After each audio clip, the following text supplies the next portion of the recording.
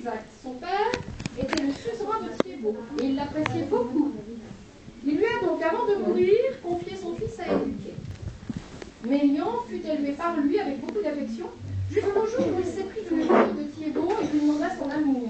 Mais la jeune fille lui répondit qu'il lui répondit. Elle lui imposa d'organiser un grand tournoi contre son père.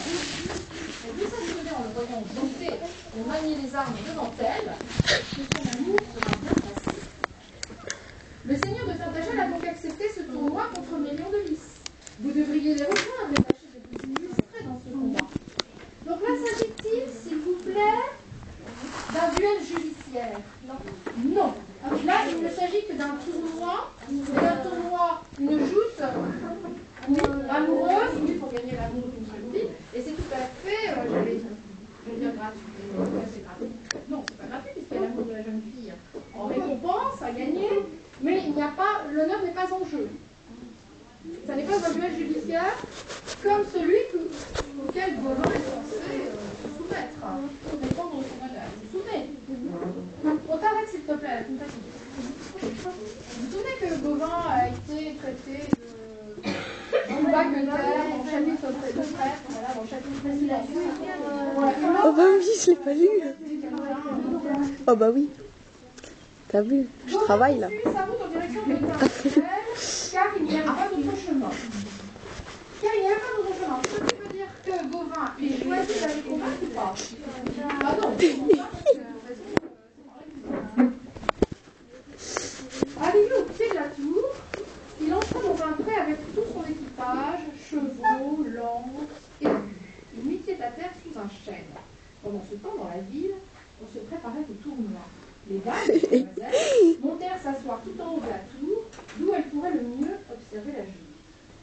T'es belle, tu alors sais. En bas, dans le pré, Monseigneur Gauvin avec tout son équipage. C'est bien. Ce chevalier à son arme qui lui en a bien. passé pour deux. Que fera-t-il de ces deux écus? La fille aînée de Thiébaut était montée au sommet de la tour avec sa sœur cadette. Celle-ci portait des manches fortes et courtes. On les aurait dit simples sur ses bras.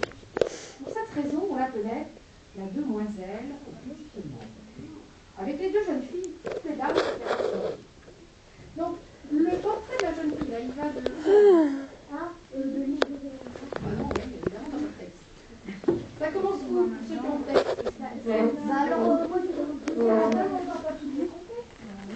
Juste la ligne d'où à où va. Qu'est-ce que la limite du portrait de la jeune fille? De quoi? Elle s'est écrit. Voilà, de la fille aînée. T'es folle? La petite manche. Non mais je vais te tuer. Oh! Mais t'es fou, hein? Oui. Donc, le portrait suivant, la fille aînée de Thiébaut est commandée au Non mais c'est une gogole. Une triso. portrait, on situe le personnage.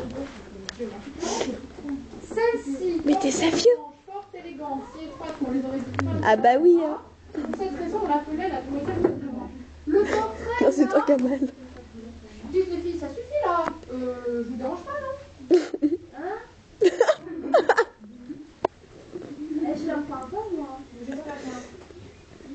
Pour quelle raison? Regardez son bras, madame. Bon, ça va? Baissez son bras, hein. Sur quel dessin cette jeune fille porte uniquement sur son vêtement? Donc on parle des traits de la jeune fille, on parle de ce qui va être de la jeune fille. Arrêtez de rigoler, hein. Oh bah. Bon, écoutez, je voudrais pas avoir à vous sortir du boulot. Tu vas aller avoir un rapport.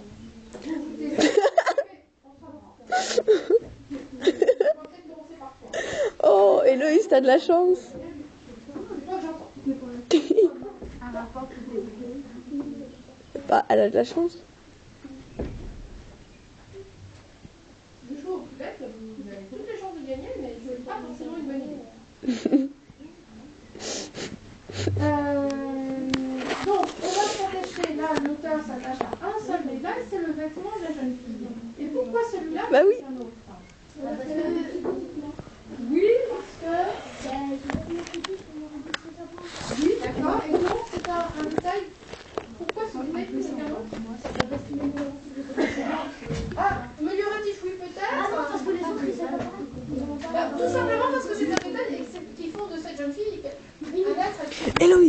puisque